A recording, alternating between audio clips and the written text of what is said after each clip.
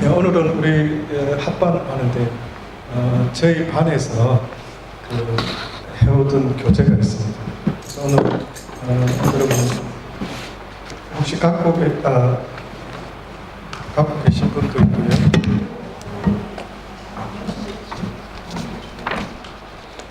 예, 한 두 분 정도씩 이렇게 한번 허전도잖아요. 목사님, 그냥 학생부 설교를 하려고 했다가 예를 들어서 여기 있는데 같이 그냥 할까요, 오늘? 애들이 또 없어서 지금 있어봐야 좀 3명이니까 그러면 애들 고준이니까 그래. 같이 그냥 들어도 나쁘지 않을 것 같아요.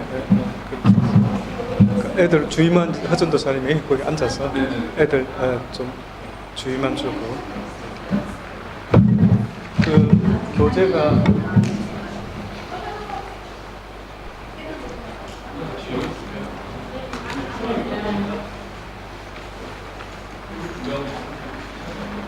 지난번 교재를 다 갖고 계시고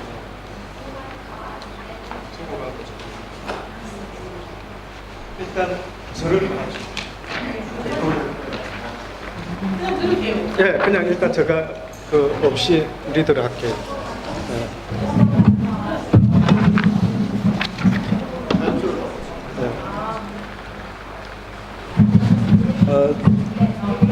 이거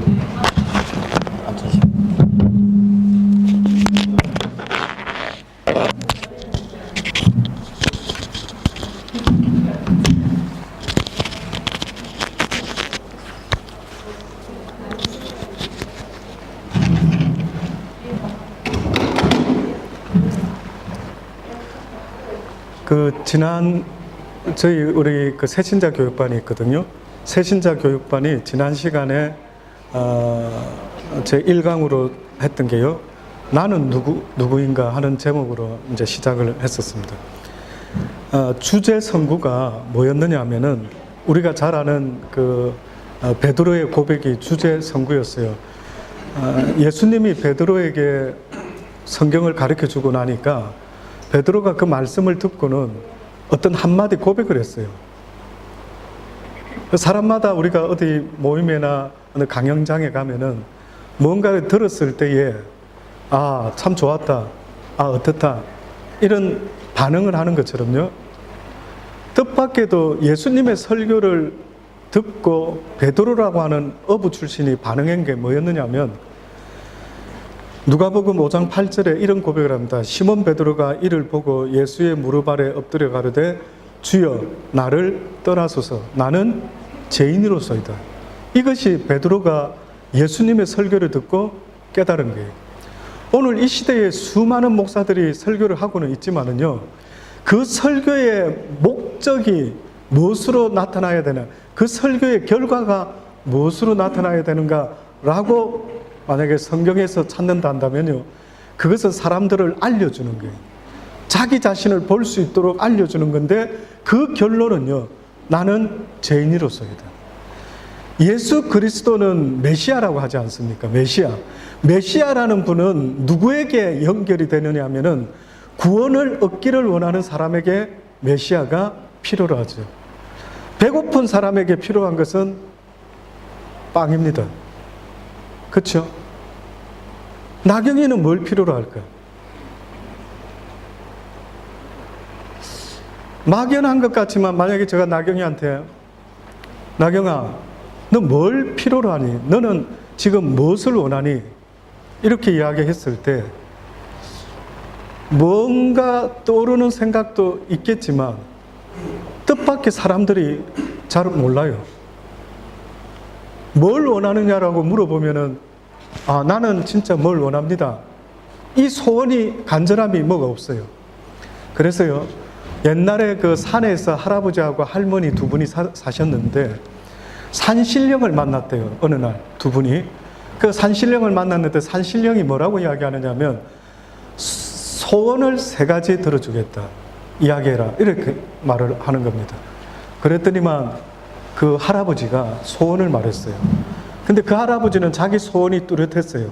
그게 뭐였느냐면 그 할아버지는 혹부리 할아버지였어요. 이 턱에 혹이 달려 있었어요.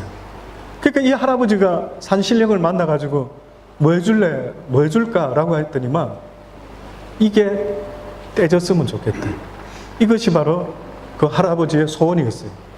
근데 그 소원이 하나가 벌써 이루어져 버렸어요. 3개를 들어주기로 했는데. 근데 그때 옆에서 그 첫 번째 소원을 쓴 할아버지를 본 할머니가 뭐라고 했을까요? 할머니 소원은 달랐어요. 저 할아버지가, 저 영감쟁이가 다 늙어 빠져가 혹이 있든지 말든지 그게 무슨 상관이냐 이게. 그 귀한 소원 첫 번째를 무슨 그 혹을 없애달라는 데 써버렸대. 할머니가 열받은 거예요. 그래서 할머니가 열받은 김에 저놈의 혹이, 떨어진 혹이 저 영감탱이 이마에 갖다 붙어버리라. 이렇게 2번째 소원을 해버렸대. 이마에 들어붙었어요. 마지막 하나 남은 거 할머니하고 둘이서 의논하면서요. 그럼 어떻게 할까? 결국은 그냥 혹을 떼는 걸로 그러고 끝난 거예요.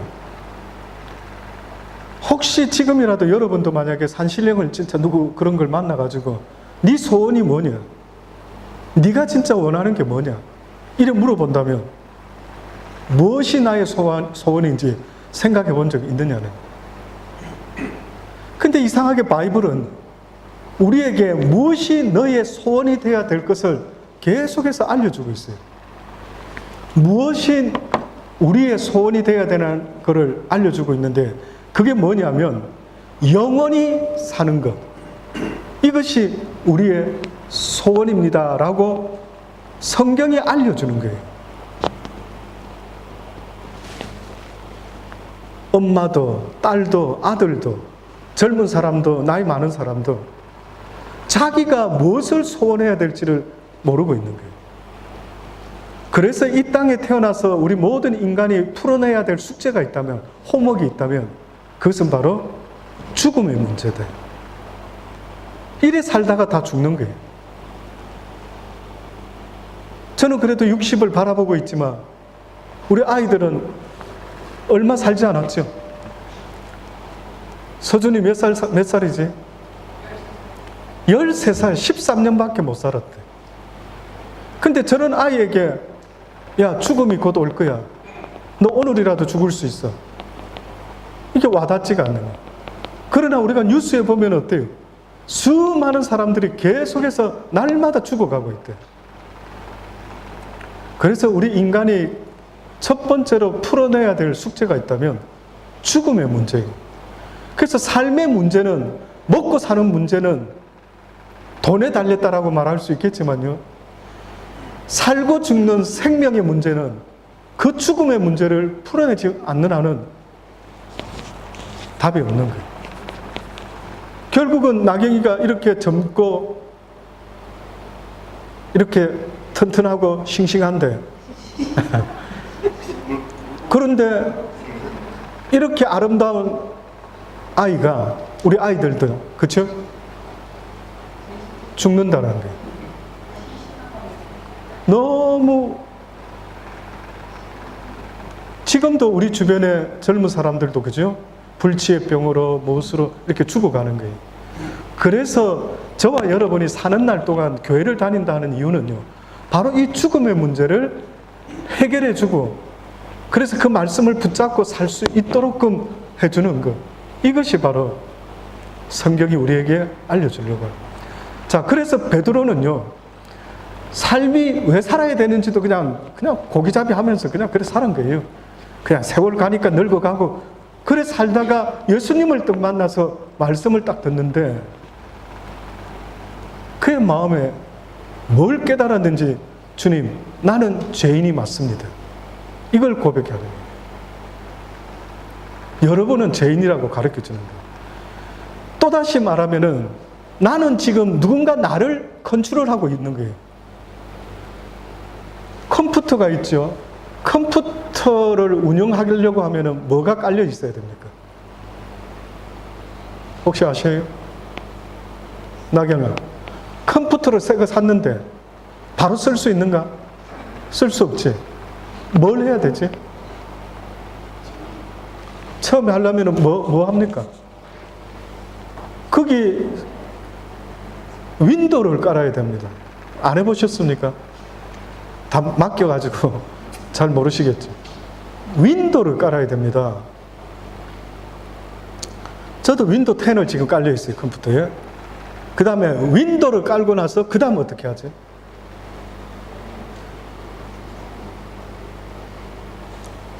그냥 패키지가 깔리던데요. 그렇겠죠.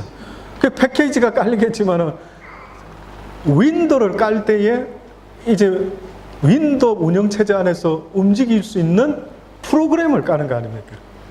한글을 쓰려면 뭘 깝니까? 한글 깔고 다 깔죠. 지금 제가 이렇게까지 지금 설명을 하는 거는 뭐냐면은 나라는 존재, 오늘 우리 그 새신자 교육반에서는 나는 누구인가? 나에 대해서 자꾸 생각을 해보려고 하는 겁니다. 나는 어떻게 보면은요, 하나님이 하드웨어를 지으셨는데 그 안에다가 소프트웨어를 깔아 놓으셨는데 그게 뭐였느냐면 하나님의 말씀이다. 네가 이제부터 운영을 제대로 잘하려고 살아가려고 하면은 네가 여호와의 말씀을 잘 기억하라. 그거 바이러스 먹지 않도록 잘 관리하면서 네 인생이, 네 삶이 운영 체제가 잘 돌아갈 수 있도록 그렇게 해라라고 해놓으셨는데 인간들이 살아가면서 보니까 세상의 이야기만 귀담아 듣고 살고 있는 거예요. 친구들도 그렇고 온갖 영화 이야기, 온갖 세상 이야기, 온갖 돈 버는 이야기, 뭐가 뭔지 모르겠는 거예요. 인생이 뭐가 뭔지를 모르겠는 거예요. 나는 태어나 보니까 왜 이런 엄마, 이런 아빠, 왜 이런 가정에서 왜 이렇게 나는 살아가고 있지? 근본적인 이유를 못 찾는 거예요. 여러분, 가정은 다 달라요. 제가 태어난 곳은요, 경기도 광주 이시라는 집안의 아버지가 저희 아버지였어요. 근데 하나님 성경은 그 말 하는 게 아니에요. 저희 조카도 있고 저희 누님들도 있지만 같은 부모 밑에서 태어났지만 이제는 또 다른 삶을 각자 살아가는 거예요. 그러니까 우리 집 아이들은 부모 하면은 떠올리는 사람이 나랑 우리 사모지. 우리 아이들은 가정 그러면 저가 있는 사모가 있는 그 패밀리, 이게 가정인 거예요. 이게 가정이라고. 그럼 그 아이들에게 물어보면 너희 가정은 어떤 가정이니? 엄마 계시고 아빠 계시고 우리 아빠는 막 목사고 뭐 좋고 나쁘고 어떻고 저쩌고 그렇게 이야기를 하죠. 근데 성경은요, 성경은 그런 부분에 대해서 그렇게 하나님이 관심을 두고 있지 않아요. 오히려 하나님은 뭐라느냐면 너도 내 아들이고 너도 내 딸이고 네 자녀도 내 자녀고 모두가 바로 내 자녀다라고 하나님이 그렇게 말하는 거예요. 나경이가 엄마의 딸이기도 하지만은 성경 바이블에서는 뭐라고 말하느냐면 그는 나 하나님의 딸이다 이렇게 말하는 거예요. 그가 비록 현실적으로 가난한 집안에 어떤 집안에 뭐 어느 집안에 태어날 수는 있지만은 내 딸에게 날마다 가르쳐주고 먹여줘야 되는 게 있다면 나 여호와의 말씀이다. 나경이가 바이블의 영향을 많이 받는다. 우리 정재가 바이블의 영향을 많이 받고 있다. 그러면 그는 하나님의 아들이 맞습니다. 하나님의 딸이 맞죠. 그런데 저 아이들이 생각하는 모든 것들이요, 하나님의 영향을 받지 않고 아빠의 영향도 받지 않고 세상의 매스컴의 영향을 받아서 자기가 지금 생각하는 그 생각이 나인 줄로 알고 있지만 그 내가 아닌 거예요. 오히려 뜻밖에도 성경에는 사망의 법이 내 마음과 생각을 주장하고 있다라고 그렇게 알려주는 거예요. 그래서 여러분이 어떻게 보면 지금까지 하나님을 모르고 살아왔던 삶은요, 전혀 내가 아니라 사단에게 사망의 종로로 타는 생각을 평생을 하고 살아온 삶의 모습이다. 실제 정재의 모습, 실제 서준이의 모습, 실제 나경이의 모습, 자기 모습이 아닌 거예요. 성경을 모르니까 이게 내 모습인지 악한 사단이가 나를 주관하는 모습 알 길이 없죠. 그래서 베드로도 성경 말씀을 배우고 나니까 비로소 자기가 깨닫는 게 뭐였느냐면 나는 죄인이다. 내가 못된 놈이다 하는 걸 알았던 거예요. 성경을 보기 전까지, 예수님이 말씀을 가르쳐 주기 전까지는 어떻게 보면 나 같은 인간이 남 이야기할 게 아니라 참으로 죄인이구나 라는 것을요 전혀 모르고 살았던 거예요. 그래서 겉모습은 우리가 거울을 보죠. 거울 자주 보시죠. 예. 겉모습은 내 거울을 비춰서 내 모습을 보지만 내 속에 있는 이 모습, 이것을 무엇으로 볼 수 있는가 보니까요 바로 말씀으로 볼 수가 있다. 목사님, 내가 어떤 사람인가요? 성경 말씀을 들려주면 그걸 듣고 보면 됩니다. 내가 어떤 사람인가. 첫 번째, 내가 하나님을 믿는 사람인지 섬기는 사람인지 하나님의 말씀에 순종하는 사람인지 보면 알 수가 있습니다. 그래서 오늘 교재에는요 이런 예화를 하나 드러났어요. 어떤 예화가 있느냐면 어느 공원 벤치에서 어떤 사람이요 밤늦도록 앉아 있습니다. 자정이 지나서 한 그 공원지기가 순찰을 돌다가요 이 사람을 발견하는 겁니다.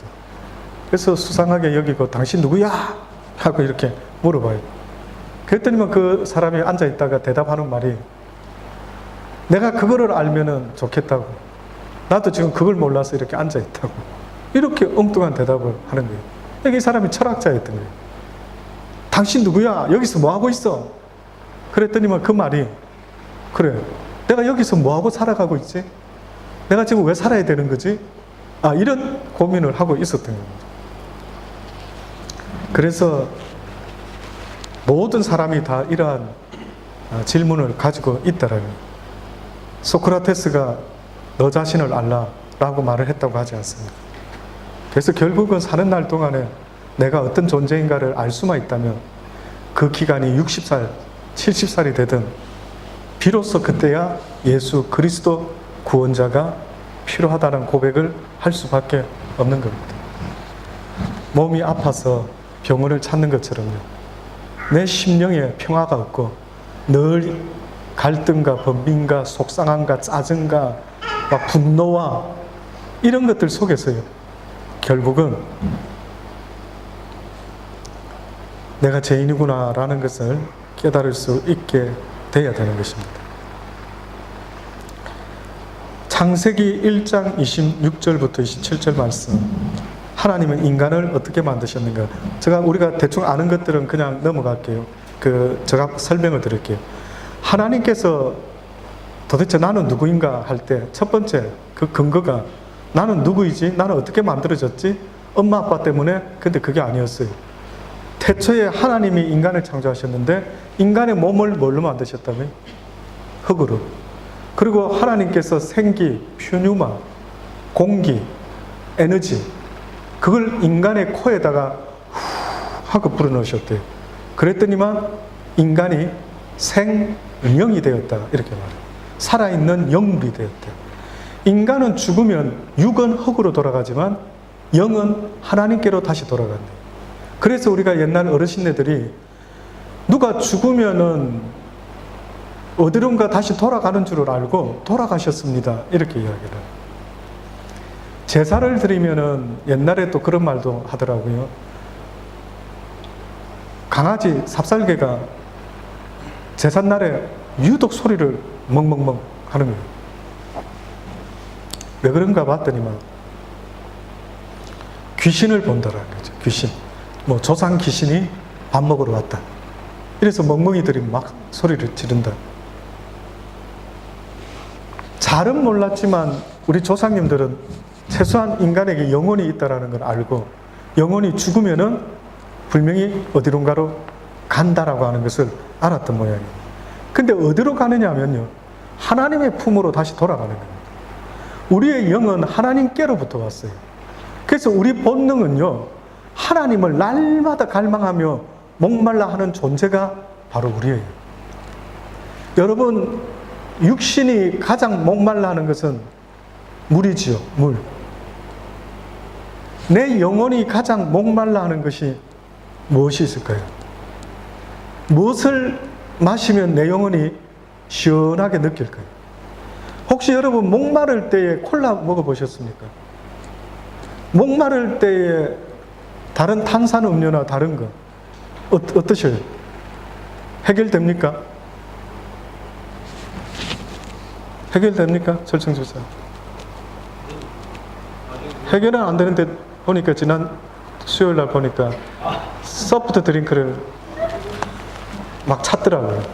그래서 제가 창고를 뒤져가지고 수정가를 하나 찾아서 줬어요. 그러니까 목마른데 탄산음료 혹시 목사님 있습니까? 물어봤대요. 근데 먹을 때는 입에서는 조금 잠깐은 시원하겠죠. 근데 의학적으로 알고는 계십니까? 탄산음료는 우리 몸에 들어가면요, 다시 물로 만들어야 되는 엄청난 일을 몸속에서 해야 된대요. 왜냐하면 필요한 거는 콜라, 탄산음료, 그게 섞여 있는 그것을 필요로 하는 몸이 아니기 때문에 우리 몸은 그거를 걸러내는 거예요. 그 한번 보세요. 내 육신이 목마를 때 나도 모르게 물을 찾는데 내 영혼이 목마를 때 과연 무엇을 찾는가? 여러분은 혹시 영혼이 목말라 본 적 없습니까? 영혼이 외로워 보신 적 없습니까?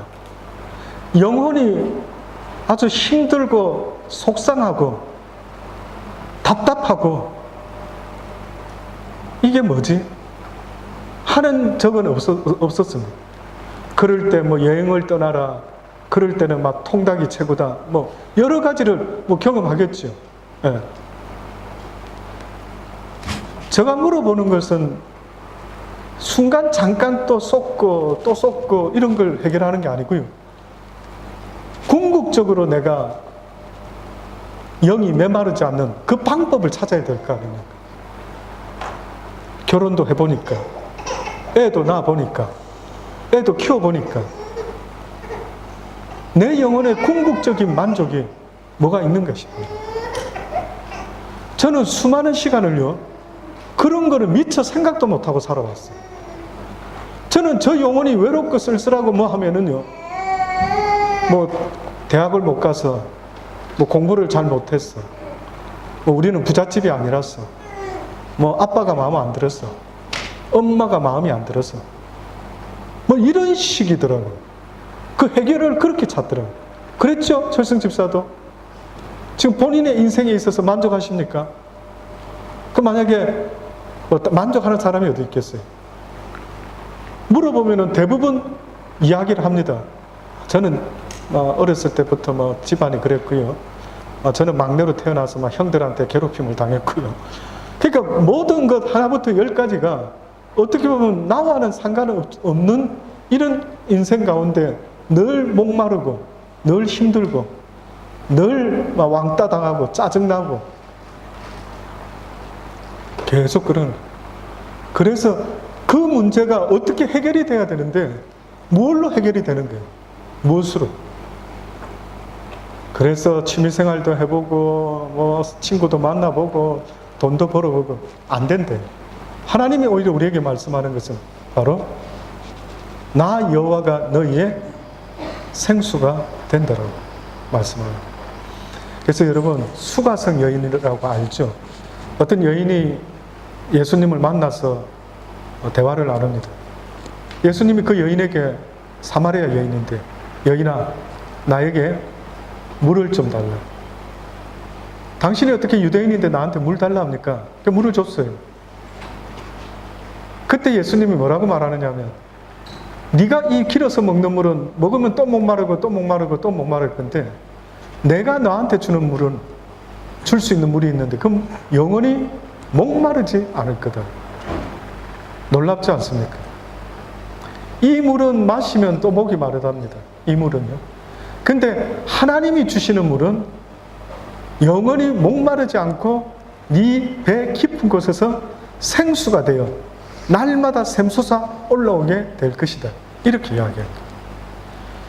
자녀 교육, 수많은 사람들이 뭐 자녀 교육을 이렇게 하고 저렇게 하고 하지만은 자녀 교육의 유일한 길이 있다면 그건 바로 하나님의 말씀을 가르쳐 주는 것 말고는 답이 없어요. 그 말씀은 힘이 있어요. 내 말은 자식들에게 힘이 없습니다. 저도 아들 셋을 키우지만은 아무리 이렇게 해라 저렇게 해라 이야기하더라도요, 하는 건 하지만은 어떤 것은 전혀 듣지를 않는 거예요. 너무나 안타까운 거예요. 그런데 여호와의 말씀 자체는 힘이 있대요. 콜라를, 제가 지금 커피인데 이게 먹으면은 얘의 힘이 내 속에서 역사를 하겠죠. 내가 성경 말씀을 오늘도 피곤하지만 여러분 앉아서 듣고 있어요. 콩나물에 물 주듯이 여러분이 막 그냥 듣는 둥 마는 둥 앉아 있다 하더라도 저는 용기를 내서 끝까지 이야기를 하는 거예요. 왠지 아십니까? 내 영혼은 듣는 둥 마는 둥 이렇게 듣고 있는 것 같아 보이지만 여러분, 코카콜라 선전하는 사람들이요, 어떤 드라마에 뭐에 콜라만 이렇게 1초만 착 이름만 돼도 우리 영혼은요 놀랍게 인식을 해가지고 콜라 생각이 나도록 한답니다. 놀랍죠? 여러분이 그냥 살짝 스쳐봤는데 얘가 자세히 내 눈이 본 것처럼 내 영혼이 인식을 한다라는 거예요. 그래서 제가 여러분에게 늘 말씀드립니다만, 말씀을 자꾸 들으려고 하고 말씀을 자꾸 읽으려고 하고 그 말씀대로 살아보려고 애를 써야 되는 거예요. 나를 완성해 가라고요. 나라는 사람이 저절로 되는 것이 아니라 하나님이 우리에게 자유의지를 줬기 때문에 나 이용을 하는 사람은 내가 어떻게 하느냐에 따라 내 인생이 완성되어 가게끔 그렇게 하나님이 지켜보고 계시는 거예요. 그래서 성경에 거듭나라라고 말하죠. 거듭나라. 그게 무슨 뜻입니까? 첫 번째는 엄마 아빠한테서 태어났죠. 바이블이 말하기를 따라 거듭나라. 이제 네가 네 스스로를 만들어내라. 아셔요? 네가 네 스스로를 만들어내라. 두 번 태어나라. 첫 번은 네 의지와 관계없이 엄마 아빠 때문에 1900 몇 년도에 여자로, 아들로, 딸로 태어났대. 모든 이가 처음에는 내 의지와 상관없이 태어났어요. 저도 저 의지와 상관없이 태어났죠. 근데 성경에서 거듭나라라고 말하는 것은 이제는 네가 네 인생을 본 어게인 해라. 네가 이제 거듭나라. 네가 선택하는 그것이 너의 인생이 될 것이다. 뭘 선택하고 부지런히 선택하며 살아가고 있습니다. 나를 만들어가는 거예요. 선택한 그것이 나를 만들어간다고요. 여기 커피 있죠? 커피 하루에 한 10잔 마시면 내가 어떻게 변할까요? 하루에 10잔 가까이 먹는 사람을 저는 같이 신앙생활을 한 적이 있었어요. 부산에서. 서원교회라고, 이름도 안 잊어먹어요. 제가 거기 전도사로 두 번째로 갔던 교회. 동네 온천중앙교회, 온천감리교회. 제가 첫 번째로 전도사 생활을 했던 데고, 두 번째로 갔던 교회가 서원교회라고 하는 교회. 거기는 장로님 출신의 전도사님이 교회를 개척해서 하고 있었어요. 그분의 처제인데요. 그분의 처제인데 그 처제는요, 노처녀였습니다. 그래서 그랬던가, 뭐 예수 믿으니까 뭐 술을 그렇게 좋아할 수가 없어서 그랬는지 커피를 엄청 좋아하는 거예요. 커피요. 정말 제가 봤을 때 물 안 마시는 거 빼고는요 항상 커피를 마시고 있더라고요. 근데 어느 날 그 형부되는 그 장로님 출신이었던 그 전도사님이 항상 아침마다 픽업할 사람들 차가 없으니까 픽업을 돌아요. 근데 그날따라 늦게 왔어요. 무슨 일이 있었는가 봤더니만 세상에 처제가 쓰러진 거예요. 쓰러졌어, 아침에. 그래서 막 난리가 났죠. 그냥 병원에 데려가서 뭐 어떻게 다 그러고 왔는 것 같은데 알고 보니까 커피가 너무 많이 먹으니까 그 카페인 성분이요 사람에게 순간적으로 그냥 기절을 시켜버린 거예요. 저는 커피 먹고 쓰러진 거 그때 처음 봤어요. 나중에 물어보니까 틈만 나면 커피를 마신다. 틈만 나면. 와, 어떻게 얼마나 마시길래 저래 쓰러지는 거예요. 여러분, 제가 웨슬리 신학교에 있을 때에 도서관에 일하던 어떤 러시아 여자분이 있었어요. 혹시 옛날에 뭐 와보셨나 뭐 체격이 막 이런 여자분이 계셨어요. 근데 그분은요, 저는 다른 음료수는 본 적이 없고 콜라만 항상 점심시간에 뭐 하든 콜라. 어느 순간부터 몸이 점점점 비대해지더니만 결국은 몸에 해프닝이 생겨가지고 앰뷸런스에 실려갔어요. 왜 그랬대? 그 사람 왜 그랬대? 글쎄. 제가 봤을 때는 콜라 중독이었던 것 같아요. 콜라 중독. 제가 요즘 그 건강 때문에 의사들의 그 이야기를 잘 귀담아 지금 듣고 있어요. 근데 제가 요즘 진짜 성경 이야기처럼 제가 한 번씩 우리 교인들에게 수요일 날도 그렇고 꼭 전하는 이야기가 있어요. 그게 뭔지 아십니까? 그분이 했던 어떤 제가 아주 잘 듣는 어느 목사님이 계신데, 박사님이 계신데, 그분이 뭐라고 이야기를 하느냐 하면은, 사람이 몸이 아프면은 약을 찾지 않느냐. 근데 사람이 몸이 아플 때 약을 찾지 말고 내가 뭘 먹고 있는지를 봐라. 저는 그게 굉장히 진리인 것 같아요. 네가 몸이 아프다고 약을 찾지 말고 내가 지금 뭘 먹고 있길래 몸이 이렇게 안 좋은가, 그걸 돌아보라. 제가 그 말에 엄청난 도전을 받고요. 요즘은 거의 생식을 합니다. 혹시 여러분 생 잡곡 현미 그냥 씹어서 먹어본 적 있습니까? 없죠? 제가 틈나면 한 번씩 씹어 먹습니다. 그리고 누른밥에 잡곡을 넣어가지고 끓여서 먹고요. 그 다음 저 반찬이요, 90% 이상의 제가 먹는 반찬 소개해 드릴게요. 샐러리, 토마토, 아보카도, 피망, 이게 메인입니다. 근데 신기한 게 있죠. 처음에는 억지로 먹었는데 어느 순간부터 그렇게 먹는데 그 채소의 야채의 고유한 맛이요, 기분이 나쁘지 않은 거예요. 오늘 점심같이 이렇게 고기만 해서 그전에는 좋아했어요. 근데 요즘은 제가 먹는 채소 반찬이 없으면 좀 뭐가 서운한 거예요. 아니 뭘 안 먹은 것 같고. 그래서 제가 요즘은 혈압이 하도 안 올라가가지고 진짜 최후의 방법을 택해서 하고 있는데, 너무 감사하게도 그 높았던 혈압이요, 지금 좀 내려와가지고 오늘 아침에 재보니까 126인가 이거 말도 안 되는 거예요. 제가 주로 어느 정도 있는지 아시죠 여러분? 내가 하도 말을 했어. 보통이 150, 60, 70대에서 내려오지를 않아가 의사가요, 갈 때마다 약을 추가하고 양을 늘려주고. 그래서 제가 지금 개인적으로 먹고 있는 혈압약의 종류가 4종류나 됩니다. 너무 싫더라고요. 이거 어떻게 하면, 기도도 했죠.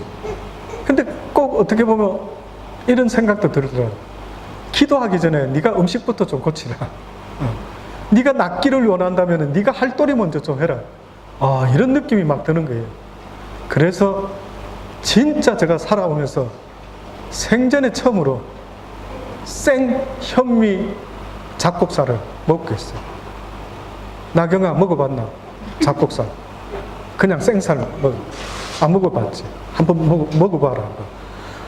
건강에 도움이 된대. 이뻐진대. 사람이 피부도 좋아지고. 근데 나는 그게 의사가 그냥 그냥 뻥치시나 그렇게 그 정도 받았어요. 근데 제가 요즘 그걸 먹고 나서요, 사람들이 저보고 이뻐지셨다고, 보기 좋다고. 나경이 보기도 그래? 지난번보다 요번에 봤을 때. 억지로 하는 것들, 인사치료로 하는. 진짜로, 진짜 기억해봐. 그때 목사님 얼굴하고 요번에 만났을 때 얼굴이, 요즘 사람들이 다, 얼굴이 좋아 보이십니다. 좀 살이 좀 빠지신 것 같아요. 그쵸? 그렇게 저한테 인사하더라고요. 그 몸무게도 저는요, 이 몸 투석 때문에 매일 재요. 저는 매일같이 내 몸무게의 변화를 봐요. 밥을 뭘 잔뜩 조금 먹으면 1kg는 기본으로 올라가 버려요. 근데 제가 아침에 빈속에 항상 딱 재거든요. 거의 아프고 나서도 한 71kg 요 전후로 거의 내려오질 않았어요. 이제 그 전에 한 75, 6, 7 많이 내려왔죠. 요즘 몸무게가 몇 킬로인지 아십니까? 오늘 아침에 재고 나왔는데 68.인가 이렇게 되더라고요. 그 사이 한 2kg가 또 줄어든 것 같아요. 그러니 제가요, 뭘 깨닫고 있어요. 요즘 제가. 내 몸도 내가 몸이 원하는 것을 먹어주지 않으면 내 몸이 부대끼는구나. 그래서 아까 철성 형제 그 집사 음료수가 내 몸에서 나쁜 거는 빼내고 순수한 물로 만들어내려고 내 이 온 기관이 엄청나게 힘들어합니다. 인생 힘드시죠? 그 이유가 몸에도 있을 수 있어요. 인생이 정신적인 것도 있지만 내 몸이 깨어나지 않으니까 짜증도 잘 내고 화도 잘 내고. 그래서 심지어 어떤 분은 우리 아이들이, 한국의 아이들이 막 저렇게 반항적인 애가 많다니까 어렸을 때부터 소젖을 잔뜩 먹여가지고 들이받으려고 한다. 뭐 이렇게까지 말을 하는 게. 그럴 수 있겠다. 내가 뭐 먹었느냐에 따라서 내 성격이 바뀌는구나. 나경이가 만약에 나는 성격 좋은 아이로, 사랑받는 아이로 커야지. 자기가 그 뜻을 정했어요. 스스로. 물론 지금까지 한 번도 그런 생각 해본 적 없겠지만, 만약에 스스로가 나는 괜찮은 아이로 살아야지. 자, 그렇게 딱 결심하고 그다음부터 엄마가 하는 잔소리 중에 이런 귀한 잔소리는 내가 잘 받아들이고 저런 잔소리에서는 내가 쌩을 까야겠다. 뭐 이렇게 마음을 품고 내 영혼을 위해서 내가 챙겨야지. 엄마도 자기가 원하는 대로 하는 것처럼 나도 내가 원하는 대로 커야 되겠다. 여러분 생각을 한번 해보셔요. 그런데 만약에 내가 내 육신을 건강하게 키워야지 이렇게 결심을 했어. 그러면 무엇이 내 몸에 좋은지를 조사를 해야지. 이렇게 딱 보니까 흰쌀밥은 먹지 말라는 거예요. 대부분. 왜 그렇죠? 그 의사가 저한테 진짜 진리처럼 와닿은 것 중에 또 하나가 뭐냐면, 당신 몸에 무엇이 좋은지는 알기가 어렵지 않다. 당신이 먹는 것을 땅에다가 심어봐라. 싹이 나는지. 우리 몸은 흙이기 때문에 이 땅에 대지에 씨앗을 심으면 심는 대로 살아있는 씨앗은 싹을 틔우는데, 우리 몸도 똑같답니다. 내 몸이 무엇을 먹느냐에 따라 생명력이 있는 씨앗을 먹으면은 내 몸이 세포가 살아난대. 쌀은 씨눈을 다 빼내고요. 거기서 탄수화물 20% 정도만 남겨놔. 그게 영양소라고 탄수화물이 들어가 있는 거예요. 라면 같이. 옛날에 우리 어머니들이 부엌에서 하도 밥만 짓고 누룽지만 먹고 흰 쌀밥은 남편 주고 아이들 먹이고 할머니, 할아버님, 시아버지, 이렇게 했죠. 그런데 엄마들이 더 건강한 거예요. 그래서 시어머니들은 도대체 제가 혼자 뭐 맛있는 거 감춰두고 먹는 거 희한하다. 우리는 쌀밥 먹어도 몸이 영 현찮은데 쟤는 도대체 뭘 먹길래 저 밥 빚고 뭐 살면서도 건강. 그 뭡니까? 누룽지 밑에 이렇게 깔아앉는 모든 누룽지는 그 쌀눈이 그게 그나마 그게 많이 떨어졌던 거예요.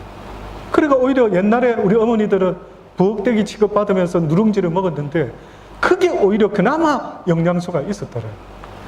그래서 결국은 우리가 뭘 먹느냐에 따라 내 몸이 결정이 난다. 그래서 제가 그다음부터 세상에 60평생을 살면서 해보지 못했던 생 현미 잡곡을 씹어 먹고 있어요. 한 번씩. 근데 여러분, 꼭꼭 씹어라, 꼭꼭 씹고 먹어야 된다. 그래야 침하고 이렇게 섞여서 몸에 좋다. 수십 번을 들어왔죠, 자랄 때. 근데 생살을 씹어 먹으니까요. 꼭꼭 씹어라 말 안 해도 꼭꼭 씹는 거예요. 안 그러면 넘길 수가 없는 거예요. 계속 씹으면서 결국 완전히 죽이 될 때까지 씹다가 침하고 같이 내려가요. 그러니까 이 몸이 얼마나 좋아하는지 이루 말할 수가 없어요. 저는 여러분이 예수 믿고 나서요, 식단부터도 변화가 일어났으면 좋겠어요. 식단. 얼마나 간편한지 모른다, 주부 여러분. 그냥 채소만 사갖고 갖다 놔주면 되는 거예요. 뭐 쿠킹. 겨우 제가 아침에는 누른밥하고 먹는 게 생선 한 토막 구워서 먹습니다. 생선. 거의 육고기는 뭐 어디 나가서 어쩔 수 없이 먹어야 되는 일이 벌어지면 먹지만 거의 제가 선택할 때는 육고기는 없어요. 요즘은. 생선 조그마한 거 하나 해서 먹고 그 외에는 전부 다 피망, 아보카도. 요즘 아보카도가 싸더라고요. 그러니까 여러분, 이제 마치지만은요, 한번 꼭 마음에 새겨둬 보십시오. 나는 누구인가 하는 것은요, 내가 나를 누구라고 말하는 것보다 더 정확한 답은 내가 무엇을 보고 듣고 책을 읽고 무슨 생각을 하고 있는 건지, 무엇에 영향을 받고 있는지, 그 모습이 바로 나를 만들어 간다라는 것을 잊어서는 안 됩니다. 그래서 사랑하는 여러분, 날마다 성경 읽으시는 거 잊지 마세요. 하루 일과를 시작할 때 무슨 수를 써서라도 습관을 한번 만들어내 보세요. 아침에 뭐 세수 안 하면은 그냥 나갈 수 없지요. 마찬가지로 내가 오늘도 성경 한 장 읽지 않으면 하루 시작하지 않는다.